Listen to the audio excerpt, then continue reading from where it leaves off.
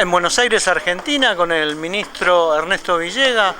ministro de Cultura de la República Bolivariana de Venezuela, en un acto muy importante donde usted ha relanzado un libro sobre el golpe de Estado al comandante Chávez y que en realidad era un golpe de Estado contra toda Latinoamérica. Es correcto, es la lectura adecuada, porque no fue un golpe circunscrito a una persona, ni siquiera a la Revolución Venezolana, sino que pretendía tener unos efectos geopolíticos globales. En Venezuela se dio un proceso constituyente muy peligroso para el statu quo del capitalismo mundial, que nos ve a nuestros países desde una perspectiva colonial, y era, digamos, el descarrilamiento de una de sus ovejas, lo que observaba en su momento el imperialismo norteamericano, y activó unas fichas internas para lograr ese derrocamiento que tuvo éxito durante apenas 47 horas, porque apenas el pueblo salió del shock que causó el golpe del 11 de abril, pues salió a la calle y se dio la mano con los jóvenes oficiales de la Fuerza Armada Nacional Bolivariana, que en unión cívico-militar devolvieron al comandante Chávez al poder y derrotaron de un solo plumazo al poder mediático, al poder internacional del imperialismo, a la claque gerencial de Petróleos de Venezuela, politizada por la derecha, a los medios de comunicación, a la cúpula eclesiástica, a las élites viudas del sistema político precedente, y eso nos ha permitido, digamos, un aprendizaje a los venezolanos, que en medio de las dificultades tenemos ya el antecedente del golpe de abril y nos llenamos de conciencia frente a las distintas coyunturas que nos ha presentado el imperialismo. Desde aquel entonces estamos vacunados de espanto, como decimos coloquialmente, y bueno, en medio de grandes dificultades hemos logrado llegar hasta aquí. 20 años después, el pueblo venezolano permanece con la dignidad intacta, y han tenido que venir nuevos vientos de rectificación luego de mucho tiempo de una política agresiva y cruel. Durante la pandemia del COVID-19 no fue que las sanciones así llamadas o medidas coercitivas unilaterales, agresiones económicas y multiformes contra nuestro país, no fue que fueron flexibilizadas por la pandemia, es que fueron redobladas, fueron sanciones o agresiones institucionales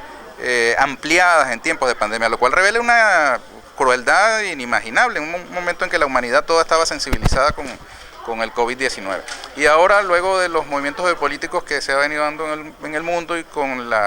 el acumulado de dignidad que el pueblo venezolano ha mostrado de la mano del gobierno del presidente Nicolás Maduro Moros, pues se está avisorando un panorama diferente en las relaciones internacionales que esperemos que pueda consolidarse, porque ha comenzado un proceso de recuperación paulatino de la economía del país. Hay un nuevo clima de optimismo que es reconocido incluso por organismos que no son nada afines a Venezuela y que auguran buenos tiempos, mejores tiempos para nuestro pueblo. Así que este es un libro que hemos venido a presentar que trae lecciones no solo para los venezolanos y no solo para una mirada nostálgica de un tiempo pasado, sino contiene claves para poder ubicarnos mejor en el presente y luchar con éxito hacia el futuro. Está claro de que el intento de golpe contra el comandante Chávez era descabezar el proceso latinoamericano y que continúa Estados Unidos con esa política, desestabilizando gobiernos populares, con actos terroristas. Bueno, Venezuela lo vivió en carne propia y aún preanunciando la caída en cualquier momento del gobierno de Maduro, la realidad que está vigente, con apoyo de su pueblo e incluso con desarrollo económico contra todos los vaticinios de los economistas del mundo. Sí, bueno, es que hasta los vaticinios tuvieron que ajustarse a la realidad. Los hechos son testarudos, decía Lenin, y los hechos han demostrado que la vía escogida hace unos años para derrocar al gobierno del presidente Nicolás Maduro se han topado con el mismo muro de conciencia que impidió que Chávez pasase más tiempo derrocado hace 20 años. Es el mismo pueblo el que ha estado resistiendo aquel abril del año 2002 y que contemporáneamente ha tenido que eludir infinidad de emboscadas. Al presidente Nicolás Maduro le han intentado asesinar con drones, han intentado y logrado incluso penetrar en el territorio venezolano con mercenarios, incluso de nacionalidad estadounidense, capturados por el pueblo en unión cívico-militar. Ha habido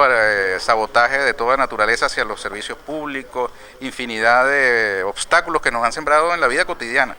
Han jugado con los alimentos, con las medicinas, y sin embargo ahí ha estado ese pueblo sin ocultar sus heridas, pero digno y firme. Esa es una gran lección que nosotros extraemos de toda esta historia y sabemos que en nuestra lucha también va la lucha de los pueblos de América Latina. Usted como ministro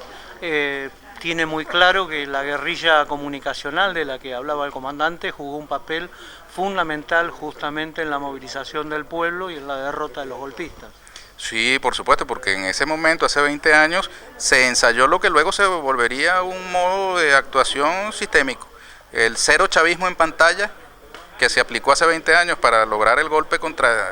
el comandante Chávez, es muy parecido, tiene aires de familia con lo que se ve ahora en el escenario mediático mundial, tratando de, digamos, execrar, invisibilizar, anular, silenciar, desdibujar a actores de la cultura incluso en el mundo. Se aplican esas fórmulas de la exclusión, de la cancelación, de la suplantación, incluso a expresiones de la cultura universal. Y eso se ensayó en Venezuela. En otros países del mundo y del continente se aplicó con más éxito que en el nuestro. Nosotros fuimos un ensayo. El derrocamiento de Fernando Lugo, el derrocamiento de Mel Zelaya, el derrocamiento de Dilma Rousseff, tienen aires de familia y raíces comunes con este, y el derrocamiento del presidente Evo Morales, nada más que en el año 2019. Todo eso fue, digamos, cocinado en la misma olla de aquel golpe de hace 20 años. Y Estados Unidos, la cuna del diablo, está preparando un encuentro de las Américas donde intenta de alguna manera discriminar a Venezuela, a Nicaragua y Cuba, y los pueblos latinoamericanos y algunos presidentes se han opuesto firmemente a ello. Sí, nosotros observamos con mucha atención ese escenario y vemos que, bueno, ese espacio está incompleto. Nosotros celebramos que se realicen en Argentina la cumbre de ministros de cultura de la CELAC, como he venido a participar en ella, y próximamente se reunirán los ministros de educación de la CELAC bajo la presidencia pro tempore de Argentina, y será un espacio sin exclusiones, como deben ser, en medio de la diversidad, con tolerancia, con madurez, con altura, pero no con